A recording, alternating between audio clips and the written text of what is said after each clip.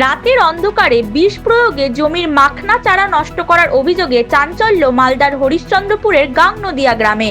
স্থানীয় সূত্রে খবর, মাসখানেক আগে গ্রামের এক কৃষক রেজা আহমেদ ৮ বিঘা জমিতে মাখনা চারা রোপণ করেন। 2 দিন মাখনার জমি দেখতে যেতে পারেননি। মঙ্গলবার সকালে গিয়ে দেখেন প্রায় 5 বিঘা জমির সমস্ত মাখনা চারা নষ্ট হয়ে গিয়েছে।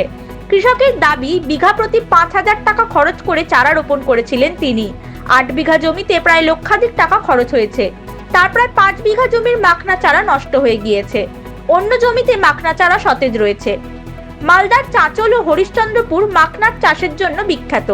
লাল রঙের শাপলার মতো তবে কাঁটা ভরা গাছ, গোলাপি ও আকারে শাপলার চেয়ে ছোট ফুল হয়।